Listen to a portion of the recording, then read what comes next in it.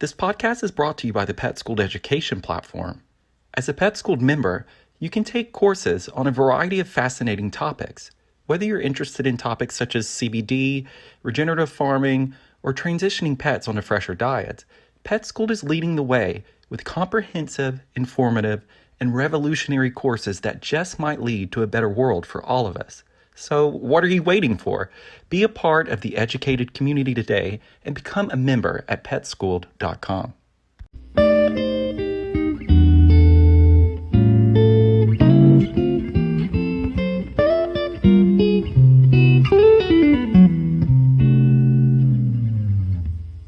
Hi, everyone. Welcome to the Pet Schooled podcast.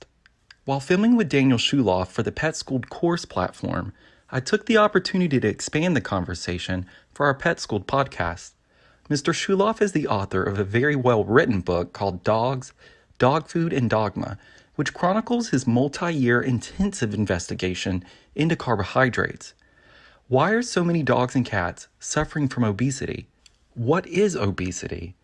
And why is obesity being ignored by so many in the professional and regulatory sectors? But most importantly, what can we all do about this epidemic now?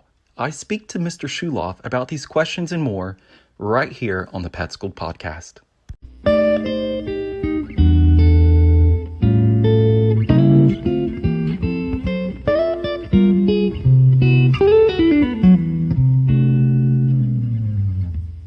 So we've been filming for Pet Schooled. Daniel Schulof here, and then Daniel has written a book. I feel like we've been on parallel paths. You came up with a book, you've then made a tangible product, I came up with the film, but I love reading your book and knowing someone else did something similar and I'm not crazy. So, give everyone the name of your book and sort of what led you into that whole ordeal. Well, thanks. It's good to hear that. It feels so good, actually. And I feel the same way. I feel like that feeling of discovering somebody else on a parallel track has a really positive impact on me and my work usually, and it happens from time to time, and so it does feel good. My book is entitled Dogs, Dog Food, and Dogma. It is about the problem of obesity among pets in the Western world, and it's my attempt to try to understand a pretty bizarre epidemic. It's like the problem of obesity among pets in the Western world is so strange. It's insanely common, it's insanely bad for the animal, and those two things just don't seem to make sense in a world where we all really love and are willing to spend tons of money on our pets. And it just didn't add up to me that, like, how could this be happening? And so I basically decided to spend a big chunk of my life working on a book that tried to explain everything there was to explain about this strange epidemic. What has writing the book, doing the research, it's been many years ago that you started to where we're at now, same for me. I feel like this is like 8 years for me. What has that given to your life? It's changed my life very dramatically. When I began the book, I was a pet owner who was motivated to make good, just to do right by my dog. I was working in a field that had nothing to do with pets. I was working as an attorney. And by the time the book was over, but the process of writing the book was over, I had left the practice of law and was full-time on pet stuff, basically. It changed my career, a career that I had spent hundreds of thousands of dollars developing and many years developing. I just decided to abandon because I just got sucked into this stuff to such a significant degree. The process of writing the book has changed the way that I think about plenty of individual issues with regard to, like, taking care of my own dog. Of course, you know what I mean? There are substantive issues that are discussed in the book that have shaped they're beliefs that at the beginning I didn't hold, and now I believe them. And it's shaped kind of my perspectives about the pet food industry to a huge degree too. It's helped me kind of like see certain things that I took for granted are not accurate in the world of pet food. And so, yeah, it's changed my life in very profound ways. Sometimes it's easy for me to like overlook that. But when I look back, it's just like, wow, I've come a very long way. So, apart from writing the book that you wrote, you own your own company. So, I want to talk about that because everyone has a misconception that I'm I need to find a better word for the Nazi word. They're all Nazi, which I'm not. And, you're also involved, similar to what I'm going through now, with the FDA and the Freedom of Information Act. Yeah, I do own my own company. I basically, so when I published the book in the fall of 2016, and kind of the main ideas, some of the main ideas in the book, the main theses are, one is that dietary carbohydrate is far worse for dogs and cats than most veterinarians have been led to believe. And as a result, I basically thought that the next logical extension of that is to kind of make a product for people that share that belief. It's like, in my eyes, the existing pet food market at the time I published my book in the fall of 2016 didn't have a product that was ideal for people like me. I've got two big dogs. I've got a Rottweiler and an adult male Saint Bernard, and they just eat an obscene amount of food. And preparing the raw meals for them and buying them both seemed less than ideal for our household. And so I thought, if we could make a very low carbohydrate kibble, people like us would be really grateful for that product. And so that was basically what we set out to do. Our company is called Keto Natural Pet Foods, which is a reference to ketones, which are like something that your dog's body will produce in certain kinds of states, certain kinds of environments, specifically if you really restrict the amount of carbohydrate. So, our flagship product is called Ketona. It's a kibble, but it's got less than 5% carbohydrate in it, which makes it really unique in the market right now. Like most other kibbles, a garden variety kind of Purina style product is typically going to be in the realm of 50% carbohydrate, and an ultra super fancy kibble other than ours, is still going to be like a 25, 30 plus percent carbohydrate. Ours is less than 5%, so it's really, really different. So yeah, that occupies the majority of my professional life these days. We're a startup that's only been in operation for less than 2 years, and we're growing really fast. And so anybody who's familiar with that process will tell you it can be stressful, and just kind of, it is my life. I don't get to write nearly as much as I want to anymore, with the exception of, like you alluded to, all this stuff with the FDA. That's how I came to know you. Yeah. And then I'm like, how did I not know this guy before? Because I'm a bad self-promoter, basically. I'm not good at it. The FDA stuff. So to summarize, basically, the FDA in the summer of 2018 announced that it had begun investigating whether the heart disease, the rare canine heart disease called dilated cardiomyopathy, was linked in any way with certain categories of pet food products. And over the year and a half that's followed since then, the issue has taken on all kinds of forms. There's academic science work that's being done. There's stuff that's getting published in learned journals. And there's the FDA kind of conducting an investigation at the same time. The media has covered the issue significantly. National media, New York Times. Well, they recycle FDA. Yeah, exactly. They tend to just basically report on the FDA perspective. Report in quotations. Yeah. So that's I'm very skeptical of the fact that of whether the notion that there is a link between large categories of pet food products, things like grain-free pet foods or specific ingredients that are commonly used in pet food products, and DCM, and I have done a whole bunch of work over the past, like basically the second or the first half of 2019. I spent an abundance of time basically trying to kind of shed light on aspects of the story that weren't being covered. There's still a huge ongoing effort. I wrote an article that got kind of wide circulation that touches on the issue. I led an effort to try to get a kind of key academic piece retracted from the Journal of the American Veterinary Medical Association. And so you can kind of, if you put links in the show, you could probably direct people to that kind of stuff if you're interested in learning more. What was the journal?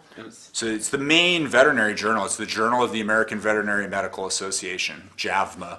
And in December of 2018, they published this piece that's basically it's gone on to be the most popular, most widely read article that the journal has ever published. So JAVMA is like the leading journal in the veterinary space. It's like the one that it's by far the most popular journal. This is the most popular piece of writing they've ever published. And it's about the so-called association between dilated cardiomyopathy and diet in dogs. And the article was never peer reviewed.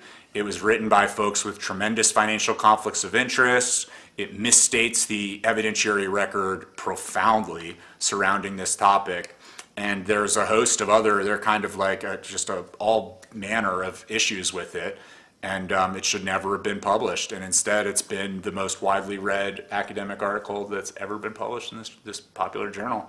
And it's a travesty, in my eyes. The thing for the FDA that's weird to me is I feel like in this situation when brands were publicly named, before any study was ever complete, that was kind of random. I'm also thrown off by when I talked to the FDA back in the day for part 1 of Pet Food, made the claim that they didn't do types of research studies like this. So I thought their concern was only like direct transfer of disease or something like mad cow. So it's just kind of random that they just all of a sudden decide they're going to do this sort of health related, they've marketed it as an investigation, but really to me it's sort of like a health research study, which they're not supposed to do, but they do make model bills and work with big pet food companies at AFCO. So I mean, it's sort of like they're of the same family. So there are federal laws that you're very familiar with that require government agencies to give citizens their records if citizens ask. This Freedom of Information Act. It's kind of like we have the right as citizens to see government records, emails, calendar records, or basically any record in the government, so we can make informed decisions as citizens. Yep.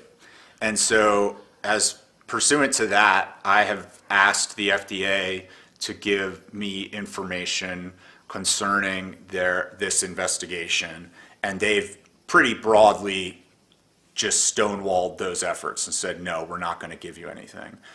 Nevertheless, there's public information that they've basically admitted to concerning the beginning of the investigation, like why it began.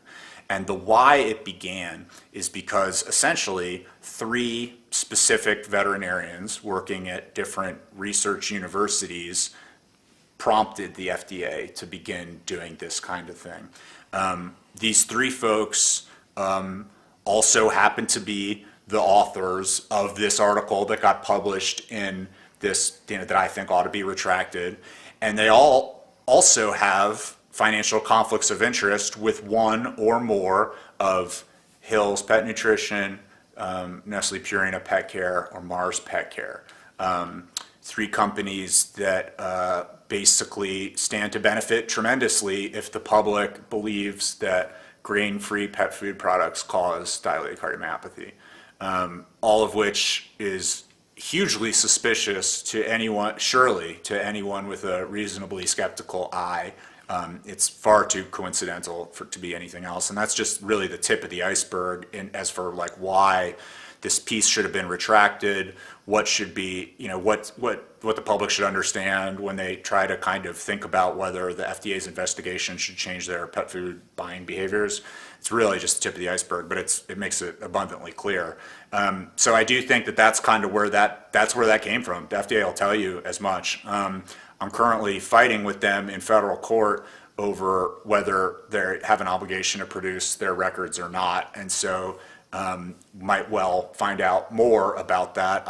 I've been to conferences where representatives of the FDA have spoken about this issue and left very unpersuaded that there was a serious attempt going on to understand and inform the public. I left those presentations more skeptical than ever.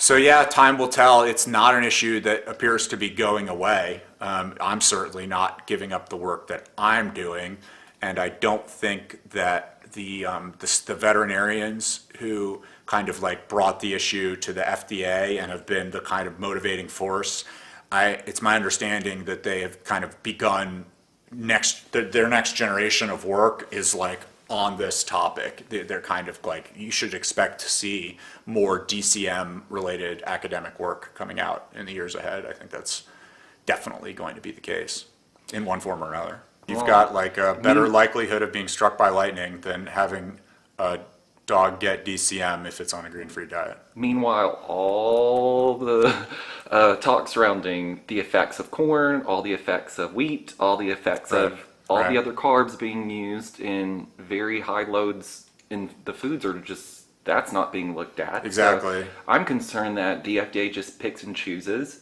as they seem to be brilliant at doing, just whatever they want to do in order to, and they work very closely with the big dry food companies, so it's really concerning. So I applaud you for doing FOIA work. I think you're the only other person I've met that actually goes through that that actually stuff. has filed an actual FOIA request. Now, when did you start the FOIA stuff because of the DCM, or had you had experience before? That's the only, when the FDA's announced its investigation had begun in the summer of 2018, like it caught my eye immediately, and it felt like, I'd already written this book about kind of that addresses in significant part the like overlap between governmental regulation and private industry in the pet food world, and so academia, and I just kind of like together. Yeah, exactly. And so it smelled bad right when I saw the announcement covered in the news, and then the journal piece came out in December, and that felt like this is completely wrong and is very misleading.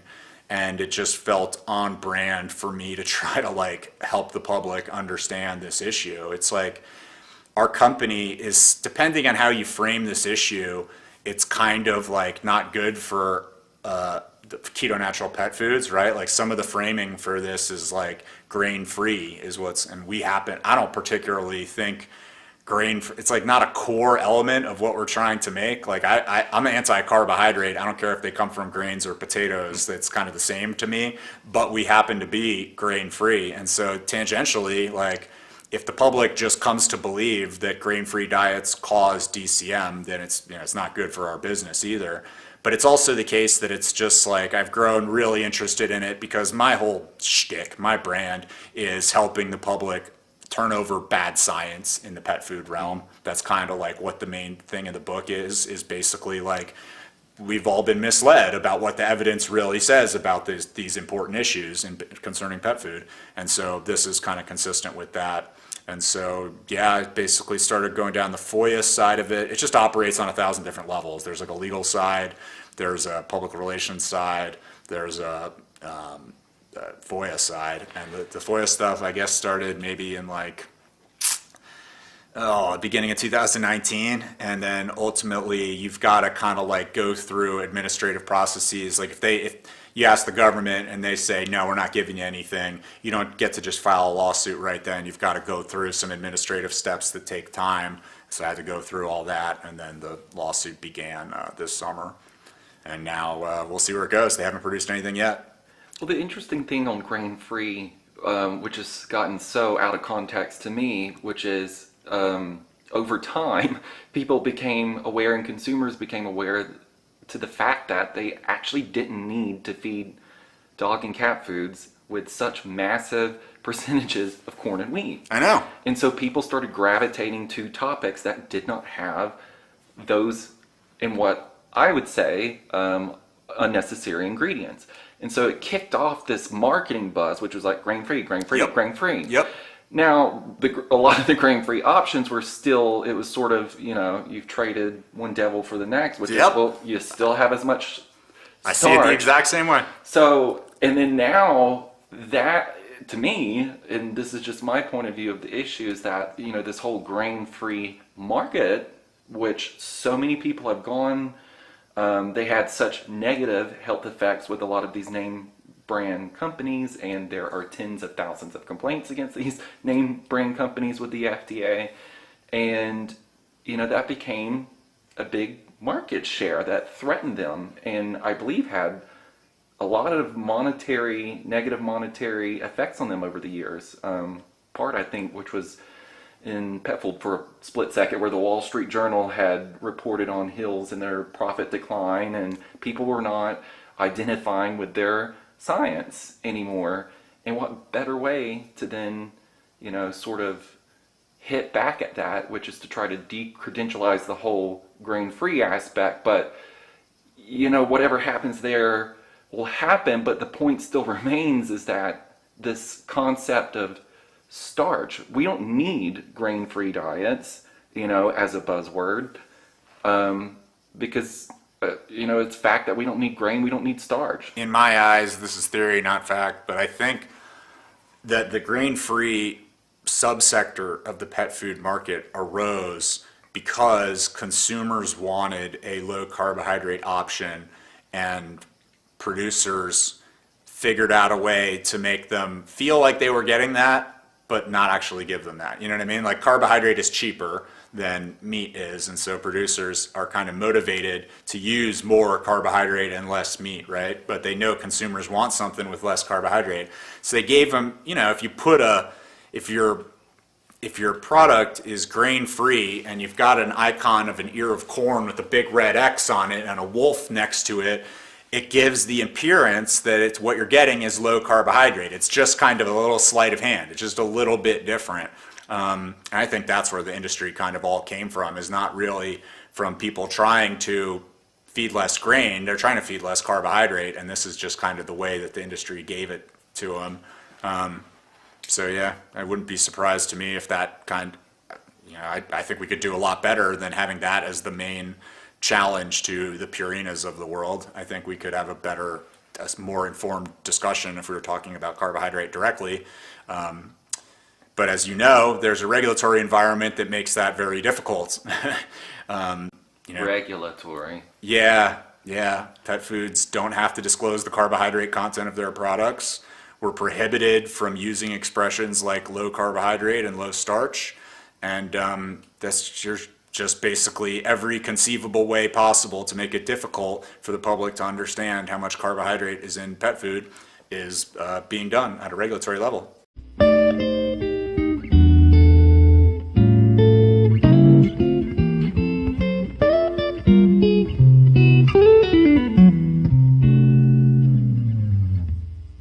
In our next episode, we'll have part 2 of this enlightening conversation with Daniel Schulof.